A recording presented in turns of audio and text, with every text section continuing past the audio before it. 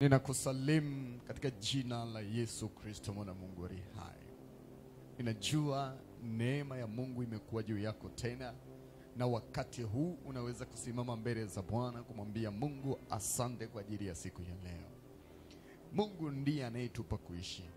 Maisha yetu yapo kwa sababu ya Mungu. Peke yake ametuumba na ametuchagua kuwa katika maisha katika kipindi na season hii. Ni kwa sababu ya kusudi lake ndio maana tunaishi. Ninazungumza na kila mmoja mahali hapa ya kuwa wewe umechaguliwa na Mungu. Umeitwa katika pendo takatifu la Mungu. Na kwa ajili yako mtoto alizaliwa, mwanaume, kwa ajili ya wokovu wako. Umechaguliwa kuwa mrithi wa ahadi za Mungu. Umeitwa katika pendo la pekee la Mungu, ili udhihirishe ukuu na uweza wa Mungu. Maisha yetu sio kwa ajili yetu, bali ni kwa ajili ya Mungu aliyetupa kuishi. Kila hatua yako katika maisha yako, tambua unaishi katika mpango wa Mungu aliye hai. Na anasema anakuwazia yaliyo mema tangu alipokutuma duniani upate kuishi. Maisha yako sio hasara. Maisha yako sio kwamba hamna kitu, lakini ni utaratibu na ujumbe ambao Mungu ameuweka ndani yako kwa ajili ya dunia. Maisha yako ni kwa ajili ya Bwana. Mungu amekuweka katika zamu hii kuisaidia dunia, kusaidia jamii, kusaidia familia. Amekuita kama mtu mwenye nguvu katika familia yako. Amekuita kama mtu bora katika nyumba yako. Mungu alikuchagua tangu mwanzo, hata kabla hajakutuma katika maisha ya dunia. Duniani tumetumwa na Mungu kwa ajili ya maisha. Tumetumwa na Mungu kutatua changamoto ambazo ziko duniani. Tumetumwa na Mungu tulisimamie kusudi la Mungu aliye hai. Maisha yetu sio bahati mbaya. Maisha yetu sio kwamba hayana faida yoyote. Na maisha yetu sio kwa ajili yetu wenyewe, bali tunaishi kwa sababu ya yule aliyetufanya. Sisi ni kazi ya mkono wa Mungu aliye hai. Na utambuzi huu unakupa nafasi ya kupiga hatua na kuendelea katika ubora katika hatua zako ambazo unaziendea kila siku ya maisha yako. Nataka uelewe maisha yako ni kwa ajili ya kusudi la Mungu. Biblia inatufundisha juu ya jambo hili, ya kwamba maisha sio kwa ajili yetu. Maisha sio kwa ajili yetu. Maisha ni kwa ajili ya Mungu aliye hai. Na adui wa Mungu hupambana na maisha yetu ili tusifikie ile nafasi ambayo Mungu alikusudia. Adui wa Mungu anashughulika na kila tunachojaribu kukifanya ili isifanikiwe. Shetani hashindani na wewe kwa sababu yako, bali ni kwa sababu ya kusudi la Mungu lilolibeba. Mungu mkuu alikuamini wewe, na akajua una uwezo wa kunyanyuka na kushinda kila changamoto ambazo umezikuta kwenye familia yako. Umezikuta kwenye familia uliyoolewa, umezikuta kwenye familia uliyooa, umezikuta eneo lako la kazi. Ili uweze kuwa mtu bora, Mungu alitoa gharama kwa ajili ya ubora wako. Yamkini ulikuwa unayaona maisha yako ni rahisi, lakini Mungu ameyagharimia sana sana ili wewe uwe mtu sahihi ambao unaweza kutambulisha upendo wa Mungu. Hata ulipotenda dhambi na utukufu wa Mungu kaondoka juu yako, na adui akawa na nguvu dhidi yako, bado alisema nitakwenda kumkomboa mwanamke na mwanaume ili warudi katika ile nafasi ambayo walitumwa kwayo, na ili kukufanya bora zaidi ya watu wa dunia, zaidi ya miungu ya dunia, zaidi ya mapepo ya dunia. Akasema unakwenda kupokea nguvu mpya itakayokuja kwako baada ya Roho Mtakatifu kuwa juu yako. Mungu ndiye anayetangaza nafasi mpya katika maisha yetu. Na tunapoelewa jambo hili, tuna uwezo wa kusimama mbele za Bwana kama chanzo cha maisha yetu, chanzo cha biashara yetu, chanzo cha ndoa zetu, chanzo cha watoto wetu. Chochote tulicho nacho kwenye maisha yetu hatujakitafuta wenyewe na hatutakitimiza wenyewe. Ni kwa kuwa Mungu atatufanikisha kufanya haya. Na ni lazima tukumbuke ya kuwa tunayo nguvu mahali ambayo tukiendea tunaweza kupata uzima. Biblia inazungumza, inasema wakati wa Agano la Kale, wana wa Israeli walitenda dhambi wakiwa jangwani, na walipouhitaji msaada wa Mungu, Biblia inasema Mungu alimwambia Moses, nenda katengeneze nyoka wa shaba, kamweke juu ya mti, ili yeyote atakayeng'atwa na huyo nyoka wa moto, atakapomtazama nyoka wa shaba, naye atakuwa mzima.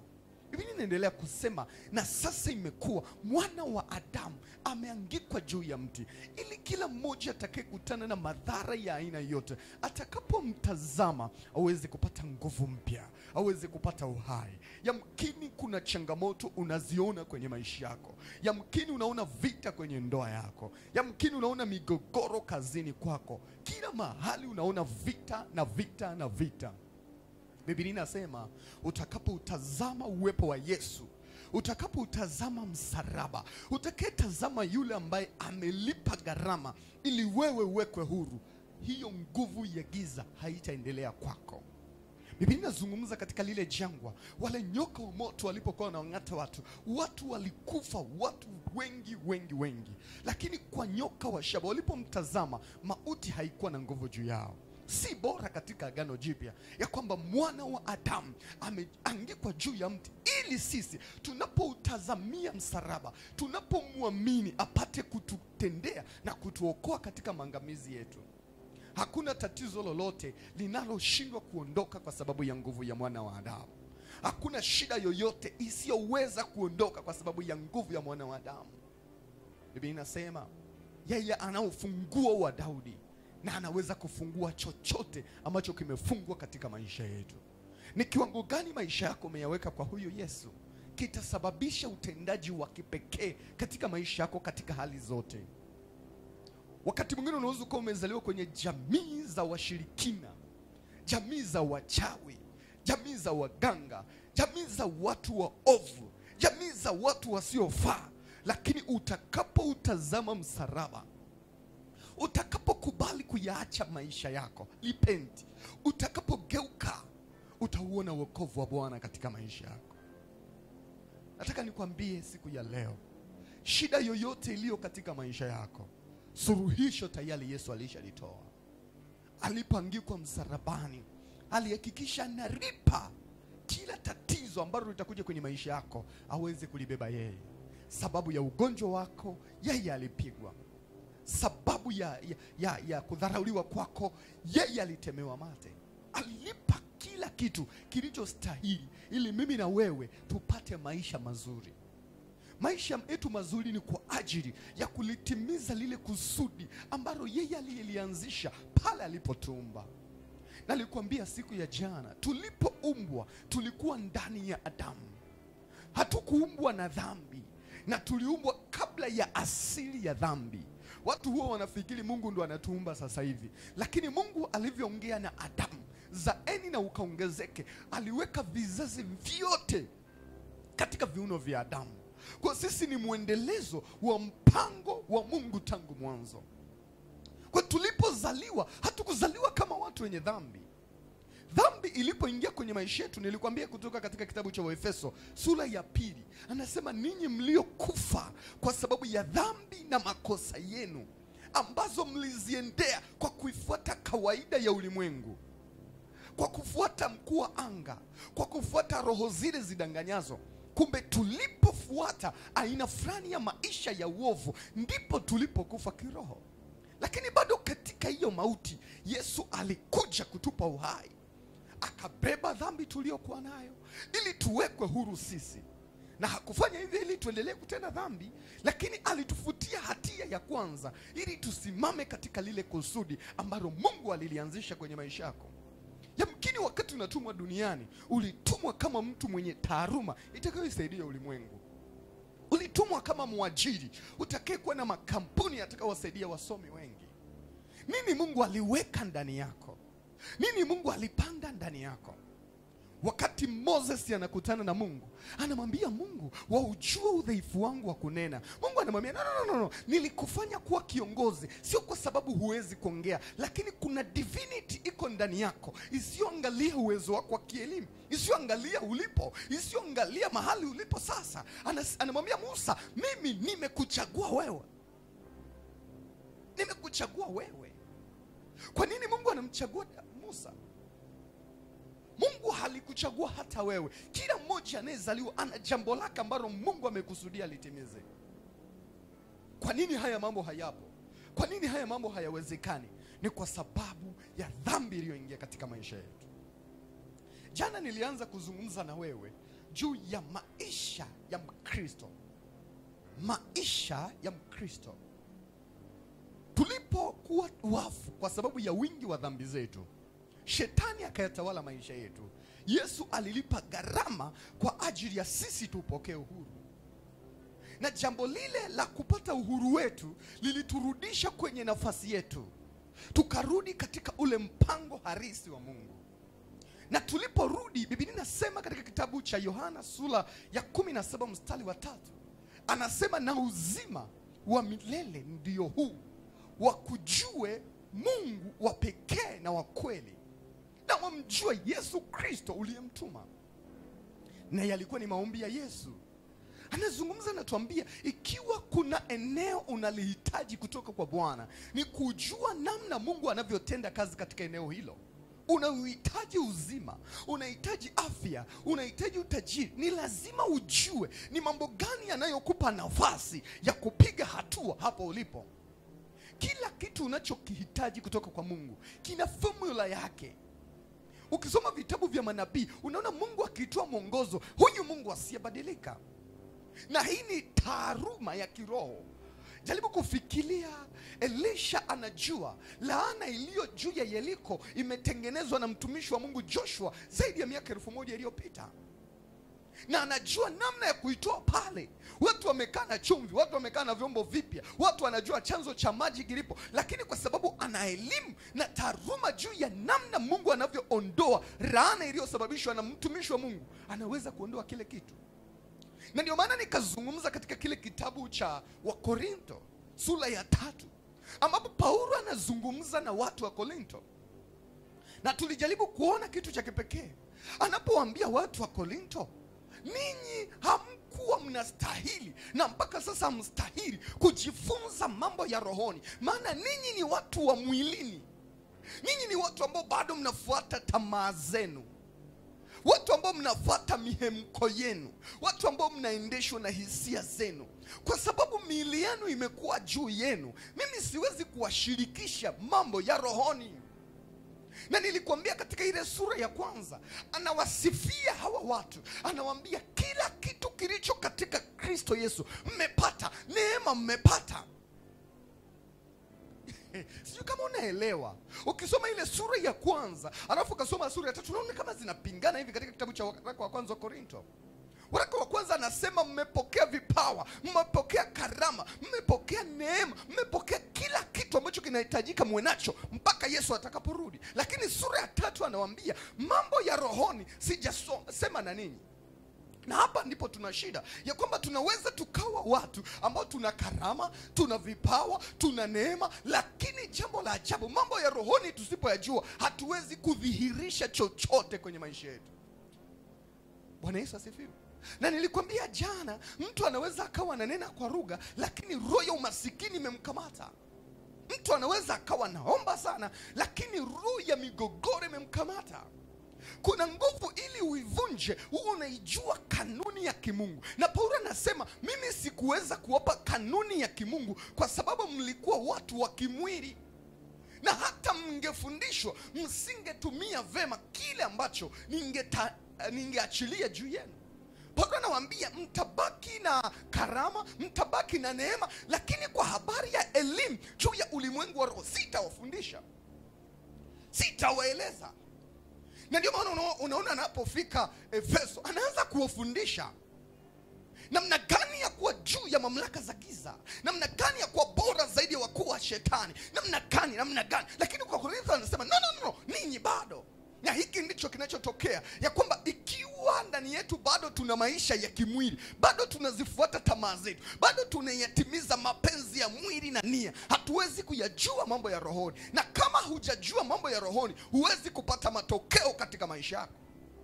Chochote unachokiona, iwe ni fedha, ni roho. Iwe ni ndoa ni roho. Yaani kuna ndoa inaanzia katika ulimwengu wa roho. Na ndio maana watu wengi ndoa zao zinaharibika kuanzia ulimwengu wa roho. Chochote unachokifanya, chochote unachokiona katika ulimwengu wa mwili kimeanzia rohoni. Unasema sasa, mbona mimi sikujua sheria ya rohoni lakini iliolewa? Kuna mtu aliyesimama ili wewe ufikie hapo.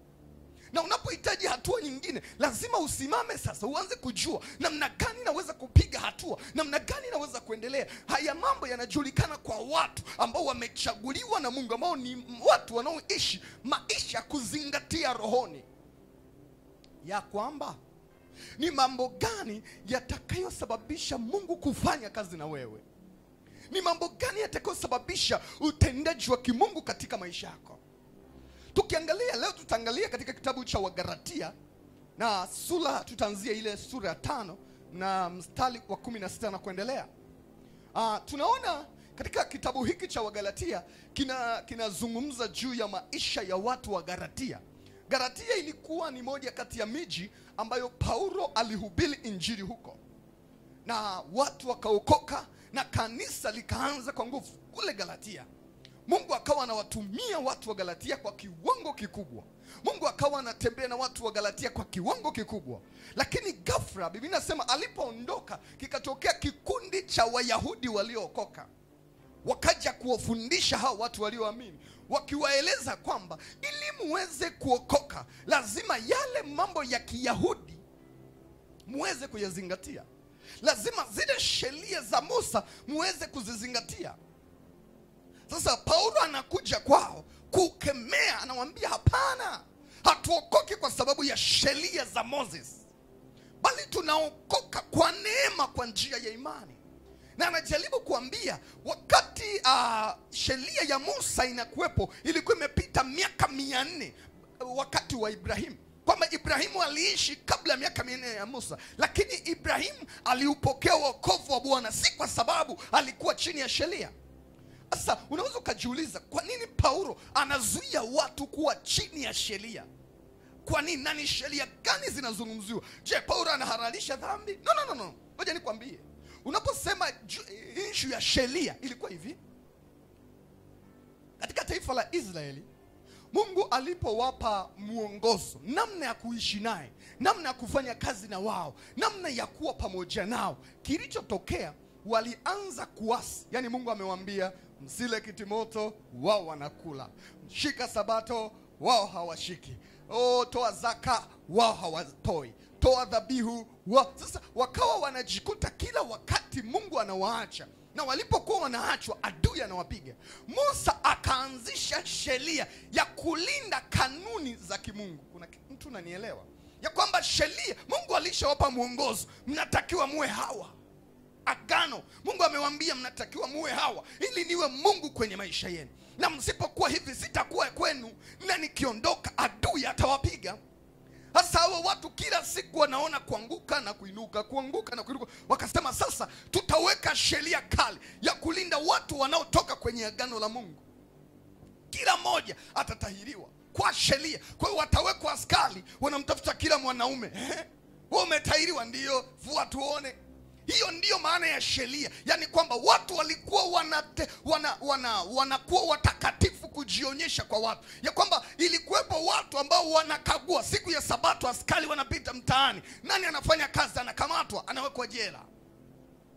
Kwa hiyo wana wa Israeli wakazoea utaratibu huu ya kwamba hawatendi dhambi kwa sababu watakamatwa. Kwa hiyo wakawa wanafanya dhambi kwa siri, na wakiwa wanajijua wako salama, wakisimama mbele ya viongozi wa dini hawana hatia, hawajakamatwa na askari, wanasema sisi tuko sawa. Sasa hao Wayahudi wakaja na ule utaratibu, wakasema ukitaka kuokoka lazima na wewe tuanze kukukagua. Umeshika sabato? Ndio. Wino uliowekewa pale hekaruni uko wapi? Aha. Umefanywa tohala, iko wapi? Kwa Paulo anaanza kukemea vile vitu. Anawaambia sisi hatujaokolewa kwa sheria. Na utaona madhara yaliyoanza kutokea. kuanzia mstari wa 16 Paulo anaeleza, baada ya hawa watu kuona rohoni hawaonekani, yani walianza kufikiri sasa hawaonekani, yani dhambi ikawa inafanywa kwa siri, watu wanatenda dhambi kwa siri. Matokeo yake wakaanza kufanya uzinzi, wakaanza kuabudu sanamu, wakaanza kuziendea kawaida za ulimwengu kwa siri, na Roho Mtakatifu akawa anaondoka ndani yao. Akiwa Rumi, Paulo anaonyeshwa na Mungu, anaambiwa kule ulikoanzisha kanisa Galatia kuna shida.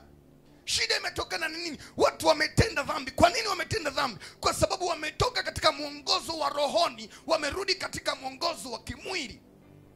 Wanapoona hawajaonekana walipofanya uzinzi, wanaona tuko salama na Mungu hajatuona. Kwa sababu Wayahudi walioamini, waliofundisha vitu hivi. Lakini lengo la Mungu haikuwa tusitende dhambi kwa sababu tunaonekana, au tutende dhambi kwa sababu hatuonekani. Lengo la Mungu halikuwa hili. Mungu alikuwa anatuhakikishia ya kwamba yu pamoja nasi. Anasema nitakuwa pamoja nanyi hata ukamilifu wa dahali.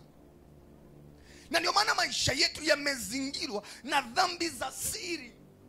Anaanza kuambia juu ya namna ambavyo wanaweza kuwekwa huru pasipokuwa na sheria. Yani haituhitaji migambo, hatuhitaji askari wakuja kukulazimisha usifanye dhambi. Paulo anawaeleza, na anaeleza juu ya ukuu wa injili ulivyo bora zaidi ya sheria. Anasema ikiwa habari njema zitakaa ndani yenu, hamuhitaji sheria ipite, hamuhitaji watokee askari, hahitaji mahakama ambayo itawahukumu waliotimiza au wakutimiza. Lazima muhuri uwe rohoni, mjitambue sisi tunaonekana katika ufalme wa Mungu. Ndicho Paulo alichokuwa anazungumza.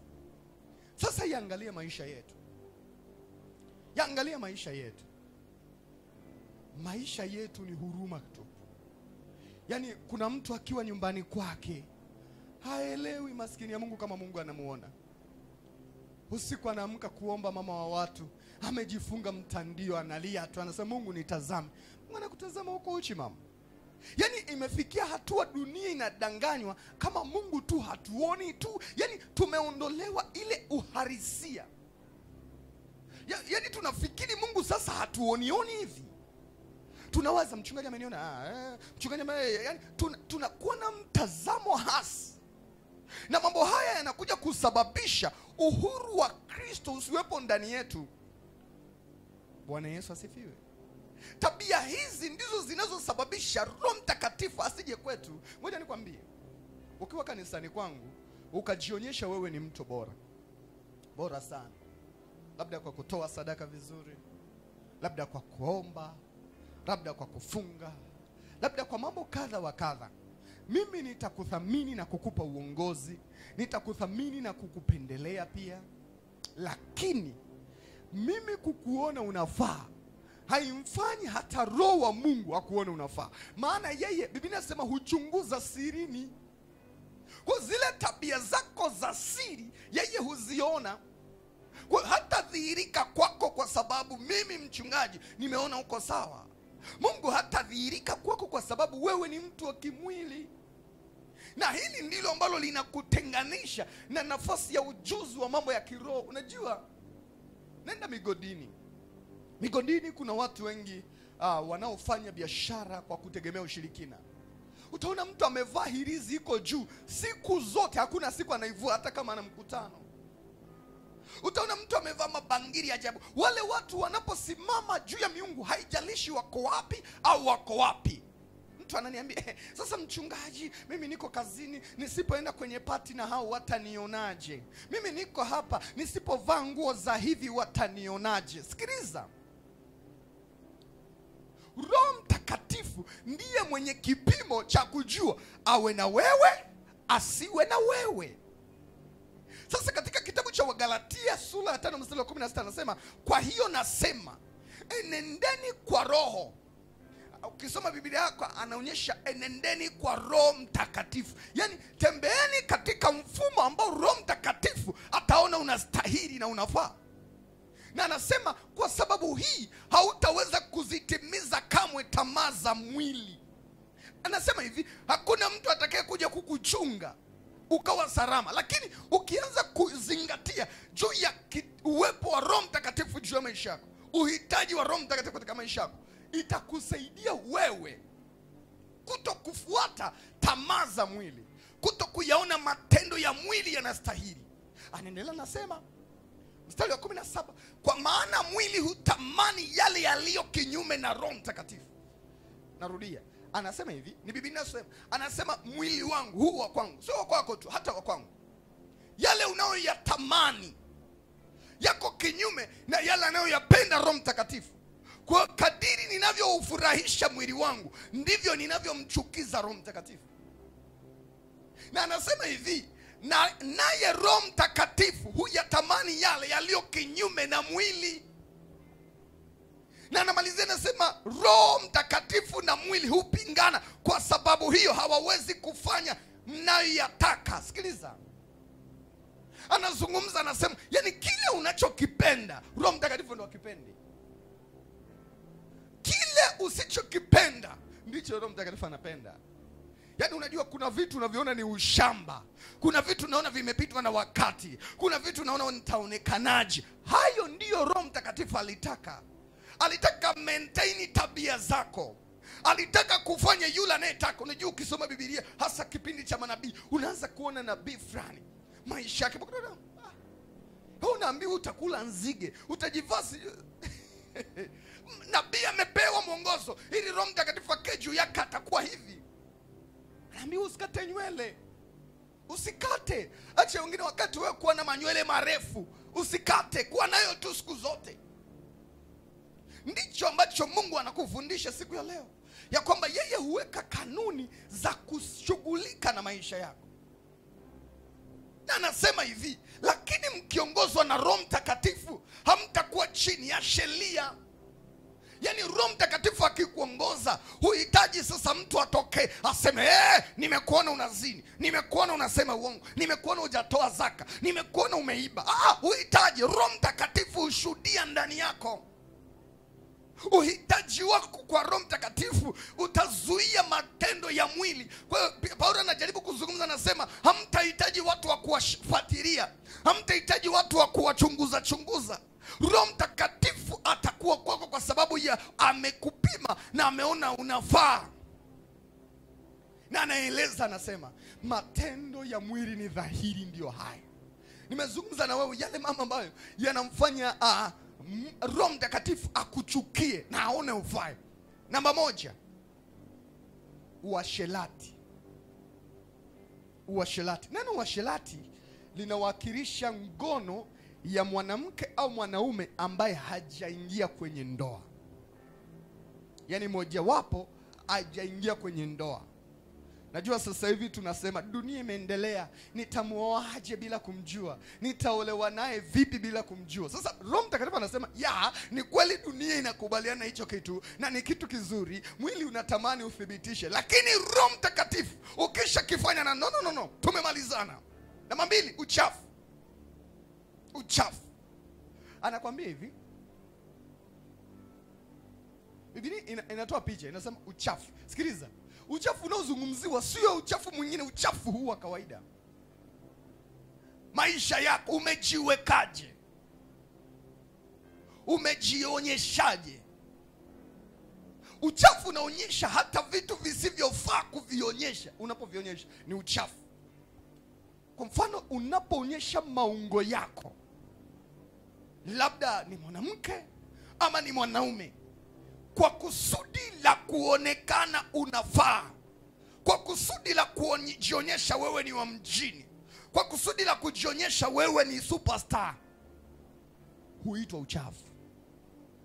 Roho Mtakatifu huondoka ndani yako. Namba 3, nasema ufisadi. Ufisadi, kushika, kubeba, kuchukua, kumiliki visivyokustahili. Roho Mtakatifu anasema no. Mtu wa hivi hapana. Na maana anasema kuabudu sanamu. Unajua katika dunia ya kwanza haikuwa kama sasa hivi, japokuwa sasa hivi hicho kitu kipo. Yani kwamba kuna vitu ambavyo watu wanavitegemea viwe ulinzi kwao. Kwa mfano, nakumbuka mtu mmoja ananiambia ana jiwe, sijui la nyoka, sijui na nini sikumbuke, anasema ukilivaa nyoka hawezi kukugusa. Mtu mwingine anasema ukisikia wachawi kuna chumvi imenunuliwa kwa nabii fulani, ukirusha yule mchawi anaondoka.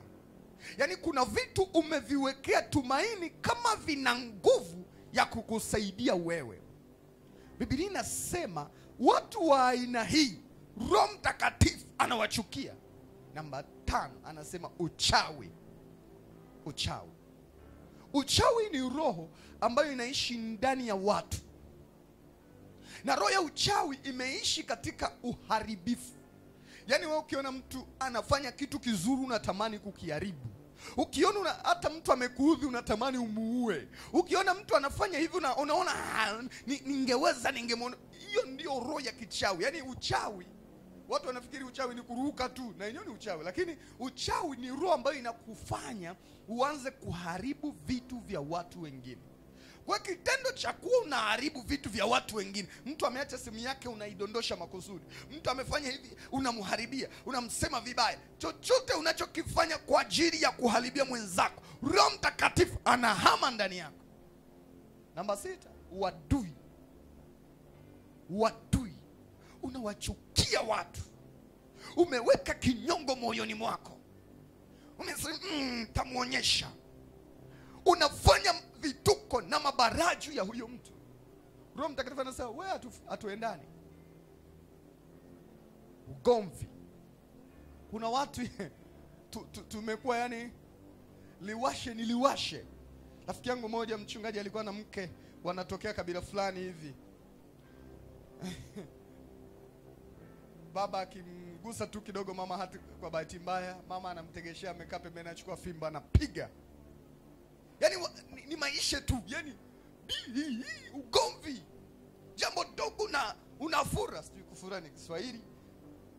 Roho Mtakatifu anasema no. Wivu tu wa kawaida. Kwenye ndoa yako, mume wako lazima usachi simu yake. Akifanya hivi lazima umetoka wapi? Ulikuwa kwa wake zako, ulikuwa kwa wanaume zako. Wivu tu. Roho Mtakatifu anasema kwa hivi hapana. Hasira. Hasira. Wewe kitu kidogo tu shapanic, umevimba. Hii usemeshi watu, salimi watu na matatizo. Roho Mtakatifu anasema no. Fitina. Kuwafitini watu. Unaenda kwa fulani unaongea hiki, unarudi kwa fulani unaongea hiki. Roho Mtakatifu anasema huyu mtu hamna. Faraka. Yaani wewe ni mtu hutaki maelewano na watu. Hata wakikuomba msamaha wewe hamna. Mimi ni Roho Mtakatifu anasema hapana.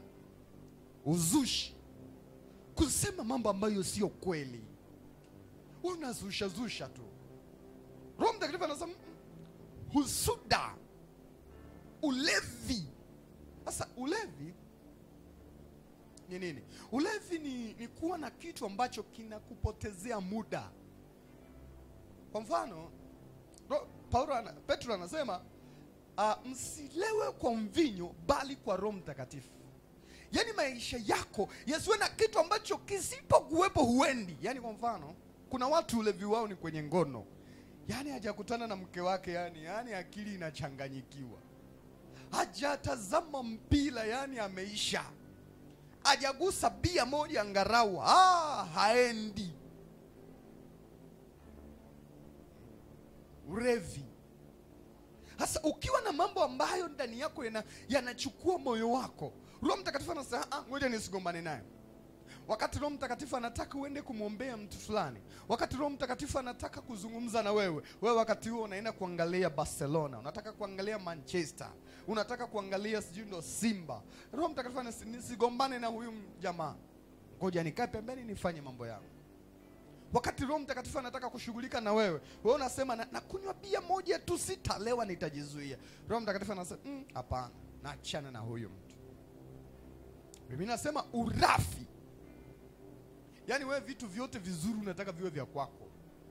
Yaani kazini kitoka promotion, umeshajichagulia hii ya kwangu au ya rafiki yangu huyu. Yaani wewe vyote vizuri unataka viwe vya kwako.